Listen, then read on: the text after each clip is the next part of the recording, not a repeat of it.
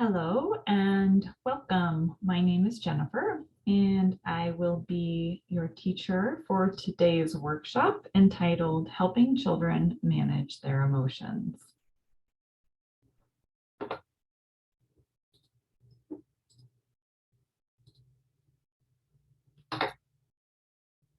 Okay.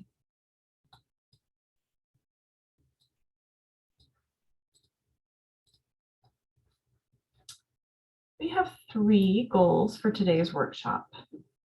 The first will be to learn the definition and purpose of teaching our children emotional literacy. You will also learn effective ways to support co-regulation with children, and we'll talk a little bit more about what co-regulation means. And finally, we will gain hands-on tools for helping children manage and express their emotions.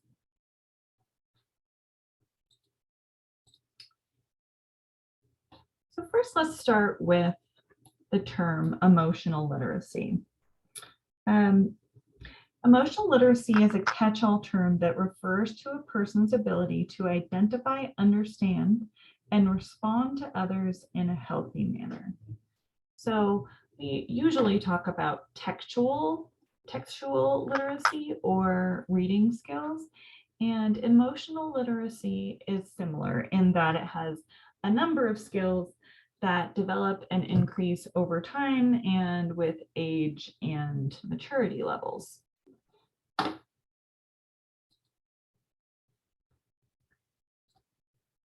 Parents and caregivers play a huge role in helping their children develop emotional literacy.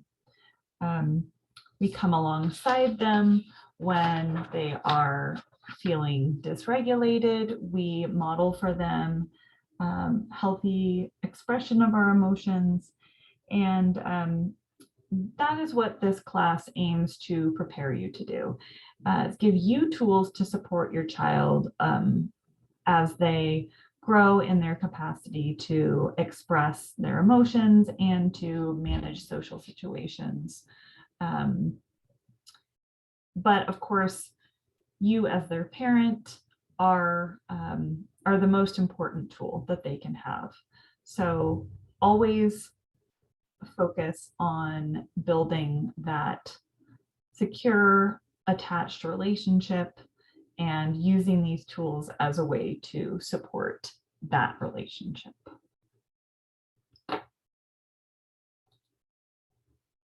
Okay. Co-regulation. Well, actually, let's talk about self-regulation. So self-regulation is the ability to calm and process one's emotions and navigate a variety of social situations. This is what we hope for by the time someone reaches adulthood. But there are a few steps before we get to the ability to self-regulate. When babies are born, they rely primarily on other regulation. So their caregiver helps them almost completely regulate their emotions. They do this by responding to their needs, by rocking them, singing to them, gently shushing them, swaddling them. These are ways that babies are getting their emotional needs met. They are not able to do any of that regulating on their own. As children enter into their toddler years, they are very slowly starting to gain some regulation skills of their own. And this period of time that starts in toddlerhood and goes throughout middle childhood and throughout adolescence, this is a time of co-regulation. So this period of time lasts for many years. And it is imperative during these years that a child learns co-regulation with a parent or caregiver. So that means they have a calm, consistent, present adult alongside them who helps them bring themselves back down to calm, who offers a nurturing presence and environment, and gives their child tools to help them self-soothe. And then the hope is that if this co-regulation period is successful, when a child matures through adolescence and becomes an adult, that they have many self-regulation tools and strategies that they can use to do all of that emotional regulating and management on their own. That doesn't mean that human beings never use co-regulation again. In fact, that's what we do when we sit down on the couch with our spouse and we watch a movie together and we hold hands, or when we have a deep emotional conversation with our best friend, tell them something that we're going through. Co-regulation happens throughout the rest of our lives. So the goal is not to become completely self-reliant, but to gain many tools throughout these years. So that's what the rest of this workshop will discuss, is how to equip our children during these years of learning to co-regulate, and giving you some really practical tools that you can use with your child.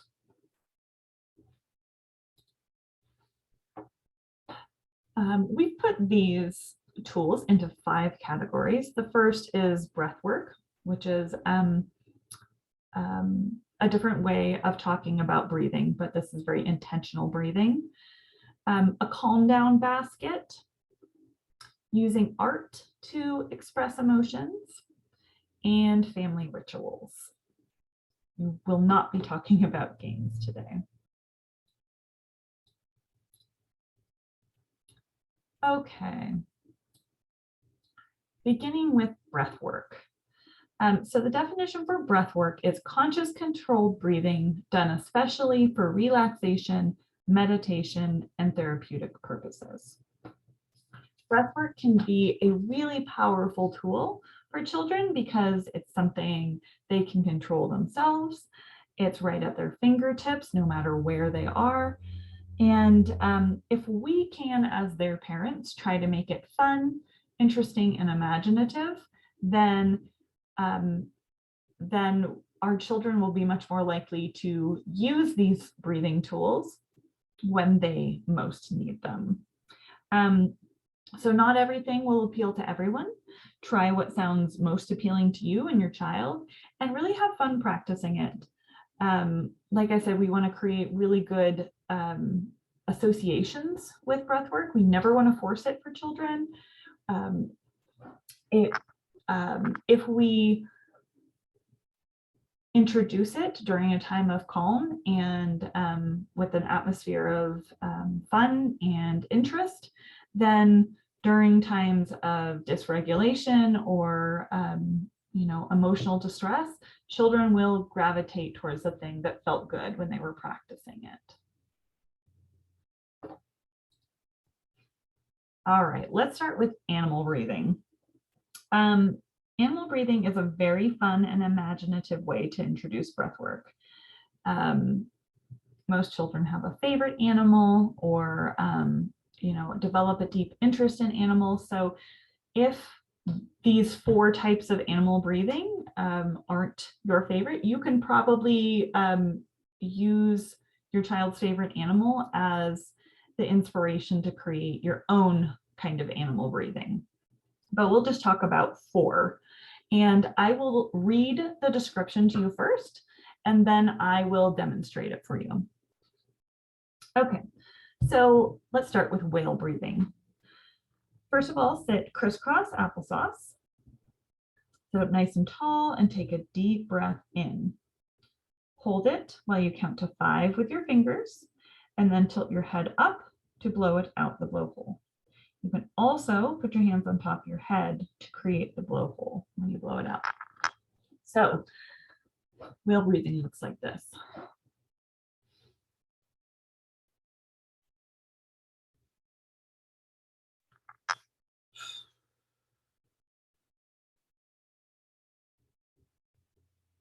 Yeah.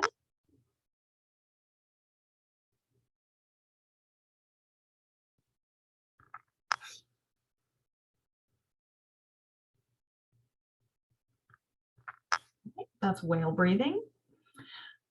Snake breathing. Breathe in, pause briefly, then breathe out slowly while you make a hissing sound for as long as you can. And so you do want to try to make your in-breath shorter than the out-breath. Try to make that out-breath nice and long. That will help calm down a rapid heartbeat or fast breathing. Snake breath sounds like this.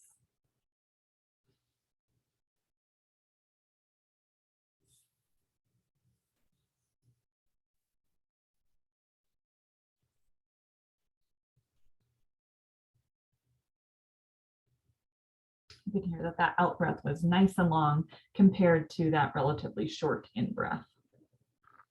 Okay, bunny breathing.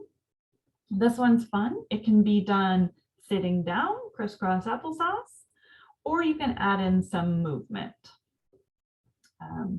So the sitting version, you make bunny hands in front of your chest and you take quick sniffs in the air like a bunny before breathing out. So it looks like this.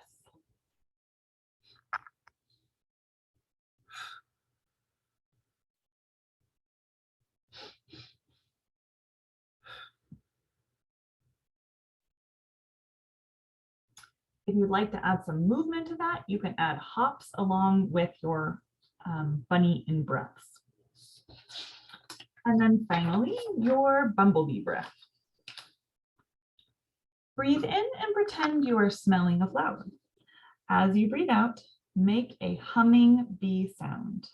Try different ways of making the sound, longer or shorter, high or low sounds. And just as an added bonus, humming is actually a very soothing thing for our nervous system. It activates our vagus nerve. So bumblebee breath has the added benefit of calming that part of our nervous system while we do our out breath. Sounds like this.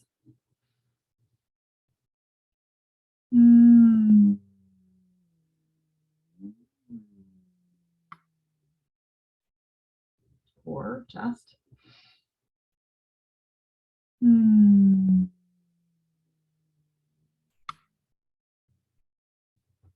try to go as long as you can with that out breath. And like I was saying before, you could make up your own different kinds of animal breathing. Just have fun with it.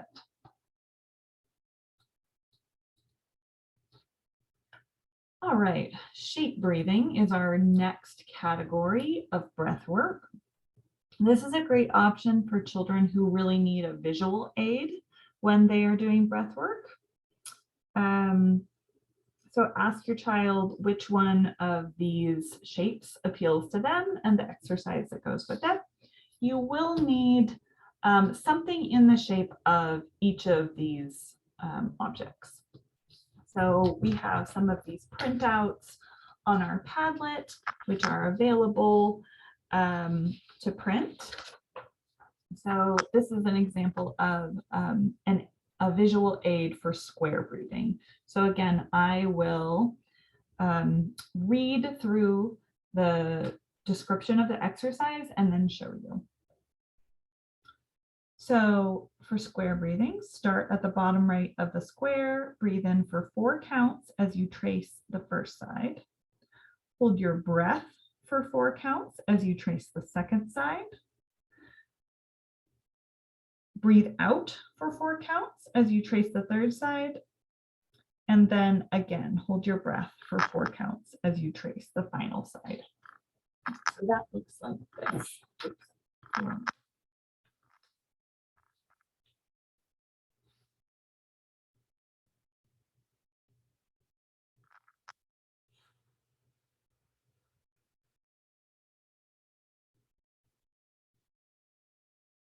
Again.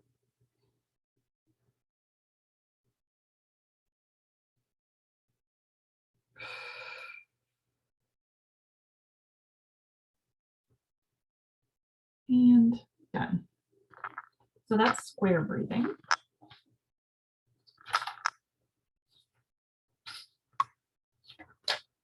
Triangle breathing is really similar. but you'll start on one side, breathe in for 3 counts. As you trace that side, hold it for 3 counts. And then as you trace the third side, breathe out. So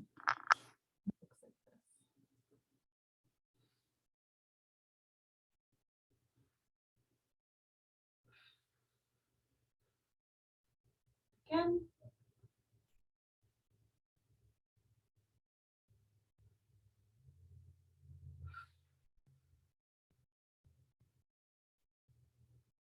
And the goal for most of the shape breathing is to try to match the length of our in breaths with the length of our out breaths. And if there is a hold breath, a period where you hold your breath, to match that length too. And I won't demonstrate star breathing, but it's very similar. This handout has it written where you start, and the sides where you breathe in, where you hold, and where you breathe out. And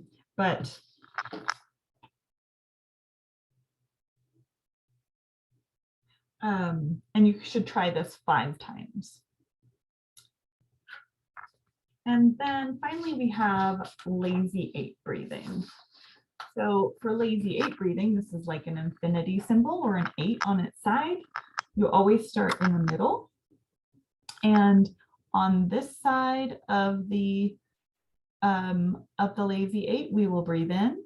As soon as we get back to the start here, we will breathe out. So that looks like this.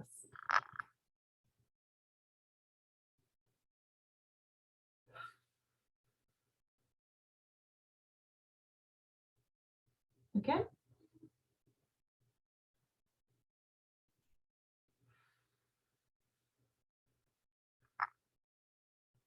And for the lazy 8, you don't have to have a count with it. You can just go at your own slow pace. And when your finger gets back to the middle, that's when your out breath begins. And you try to match the in breath with the out breath.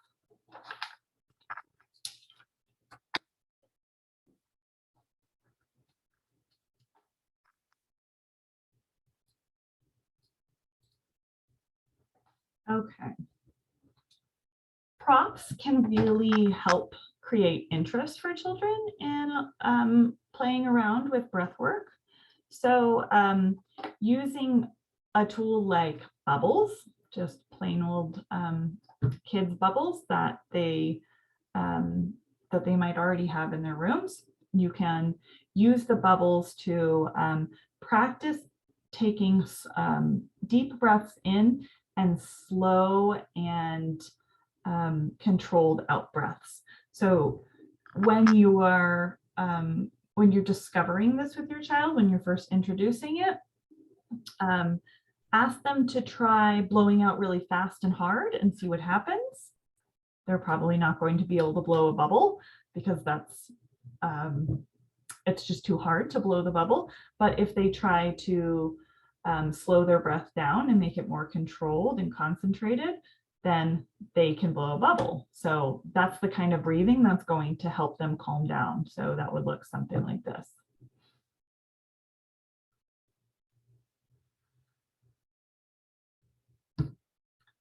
I don't have any bubbles with me right now. But I do have a pinwheel, which is another great breathwork prop. And similar to how bubbles can only be successfully blown when there is a nice, steady, controlled out breath, that's how a pinwheel spins best. So a nice, slow, deep in breath.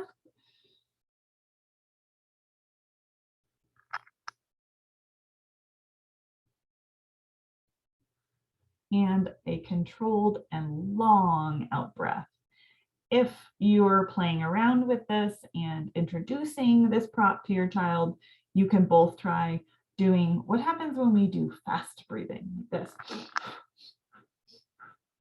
It goes for a little bit, but if we really want to get that pinwheel moving, we have to do a deep in breath and a long and slow out breath to keep it going.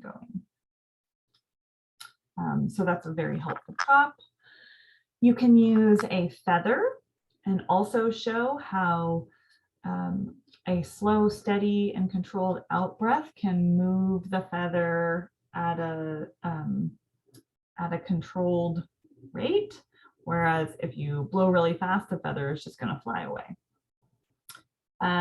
You can also use a stuffed animal as a way of helping your child visually understand what it means to take a full, deep belly breath. So to use a stuffed animal as a breathwork prop, have your child lie down on a bed or on the floor and have them put their stuffy on their belly. Ask them to take a deep breath in and watch their stuffed animal get very, very tall, rise up with the height of their belly. So if they need a little encouragement, you can say to them, okay, get your teddy, oh, make it higher, make teddy get higher. And then they're really feeling in their body what that means to take a full, deep belly breath. And then exhale. So try that a couple times and help them visualize what it, how high the teddy goes when they take a full, deep breath in. We can also use a good old slinky. This is a really helpful visual for imagining what our lungs do when they're expanding with a deep breath in. So you would have a child hold the slinky and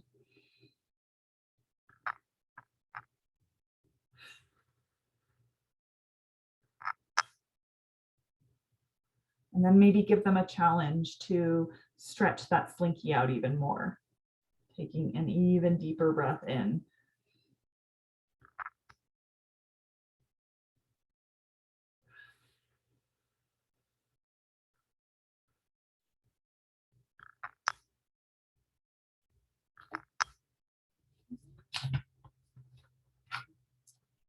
And one last breathwork prop can be a lightweight scarf like this.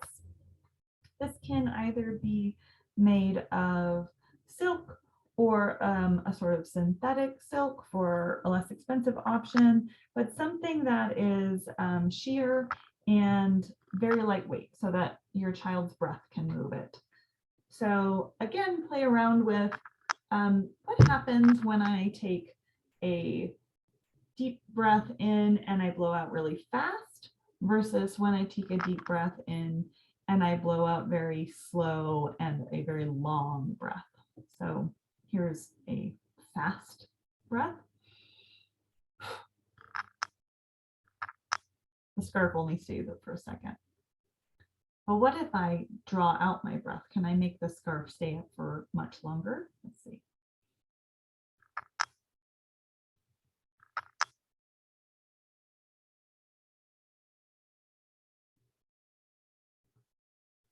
And you can play a game with your child and see how long they can do an out breath and keep that scarf floating in the air. And again, just make it fun, make it interesting to them, and let them call the shots. It should always be child-led and never forced.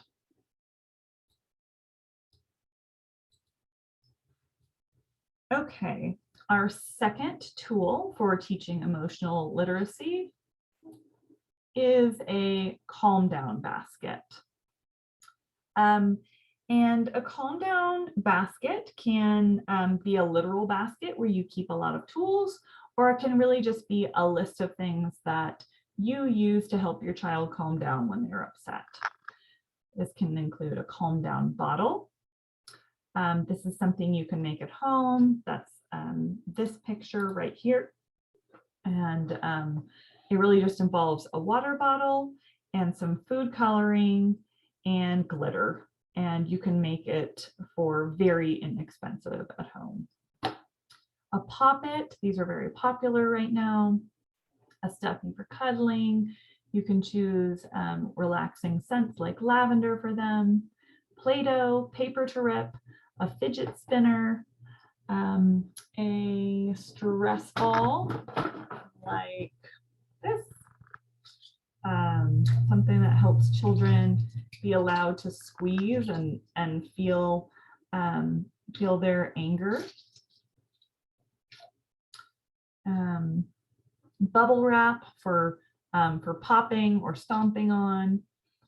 And you can also offer things like a walk together or a glass of water and a cup of tea, and give your child permission to stomp and yell. Maybe there is a specific place in your house or in your backyard that that you have when your child needs to hit a pillow or stomp on the ground, but they can be really good stress relievers for children and also help give them some really helpful sensory input that they need when they're feeling very dysregulated or out of sorts. I mentioned a calm down bottle. This is another kind of calm down bottle. It's purchased. It has different colored oil in it, and it can be a really calming tool for a child to sit down and use by themselves and just watch the slow movement of the liquids.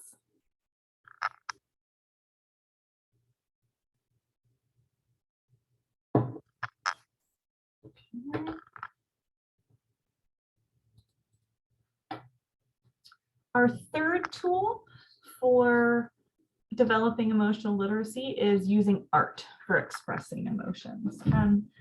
This can be really powerful because oftentimes verbal expression of emotions is very stunted when a child is angry or upset, or they might be pre-verbal. They just haven't developed the ability yet to name their emotions, express them. And so art can be a way to sort of bypass words and give them an outlet to express those emotions in a different way.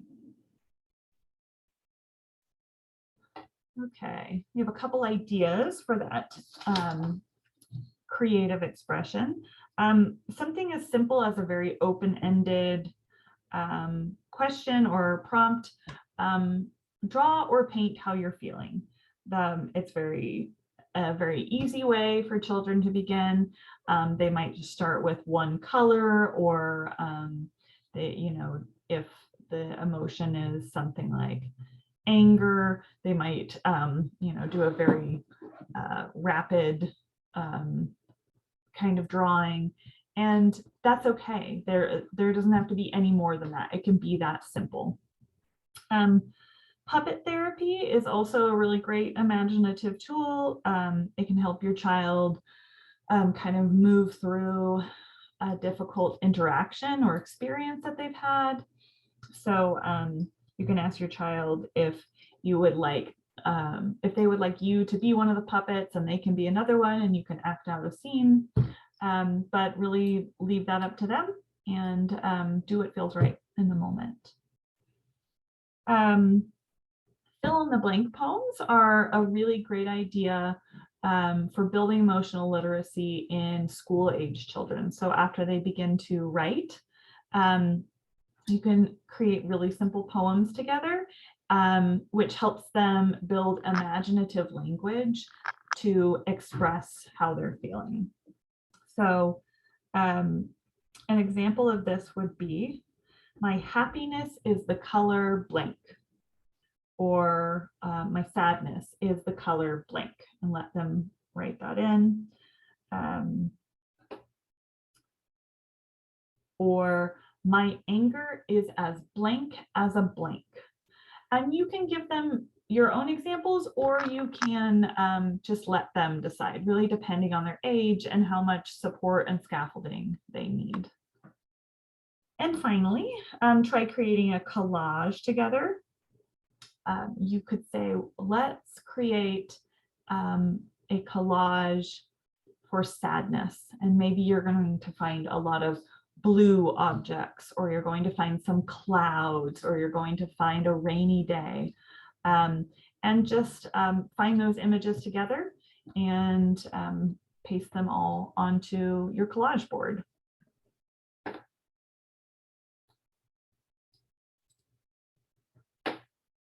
Another idea is to make a feelings wheel.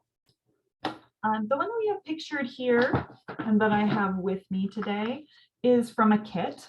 You can order this from the Oriental Trading Company, or you can make your own with supplies that you have around the house. It doesn't have to be a wheel. It could be a chart where you have these different faces that express different emotions. But it's a very simple tool that allows your child to choose their emotional state at any given time. Even children who are pre-verbal can use this with a lot of support. So this is what it looks like, all put together. At the top, it says, "Today I feel," and then we have 5 different options to choose from: mad, sad, happy, scared, excited. And you can tell your child that even though this wheel only lets you have one emotion at a time, you can have more than one emotion at a time. And you can let them play around with that and say, "Today I'm feeling excited, but also scared," or happy and excited. So there can be a lot of flexibility with using the feelings wheel.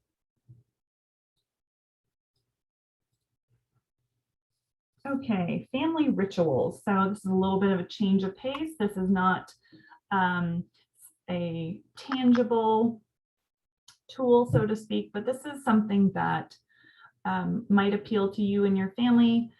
That would be more of a group family effort. So the reason that family rituals are a tool for emotional literacy is because they're really a part of human development over time.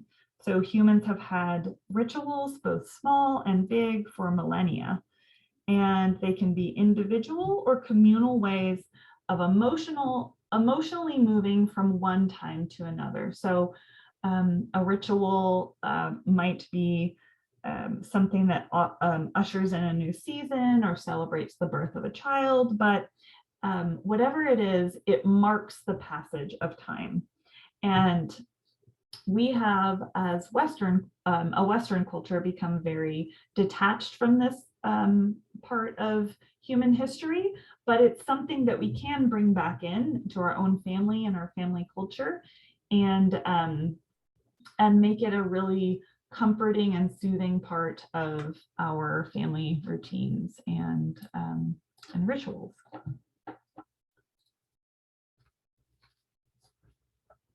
Okay, so here are a few ideas for some simple but powerful family rituals that you can begin at any time.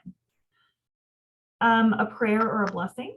So maybe your family is religious, spiritual, or secular. Doesn't matter. A blessing at a mealtime allows for a brief pause in the day and a moment to demonstrate gratitude and connection to the other family members. You can light a candle at the start of a meal. Fire and candles have been a part of rituals in many different cultures throughout time. It can be a really grounding moment in the day. You can practice something called roses and thorns. This is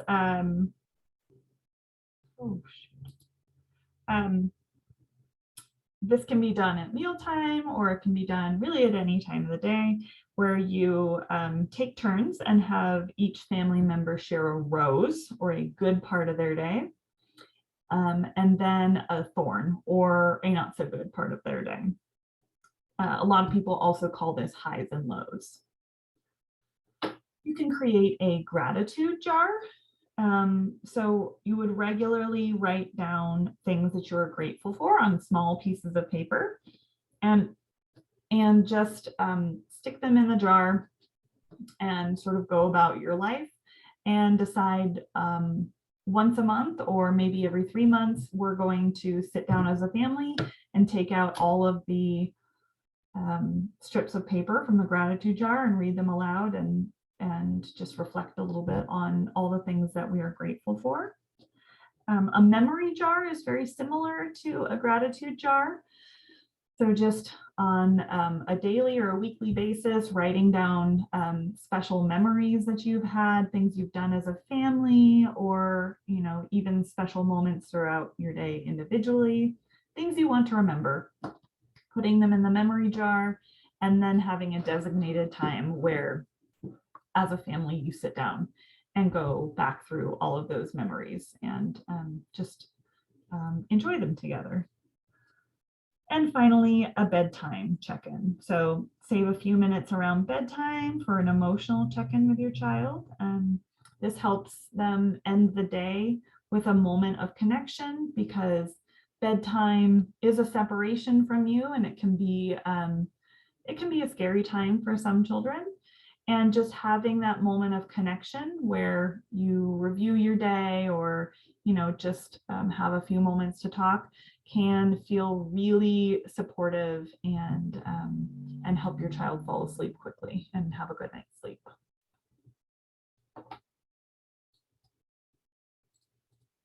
Okay, so many of the props that you saw today, this relaxation tool, our slinky, scarf, stress ball, pinwheel, one last tool, Play-Doh for squeezing, just like that stress ball. That's all in a special goodie bag for all of our class participants. So if you're a regular participant and you're coming to our stress and anger management series, please contact our office to find out when you can come pick up your goodie bag. I hope you enjoyed today's workshop and that you get to use many of the tools with your child that we talked about today. Thank you. Goodbye.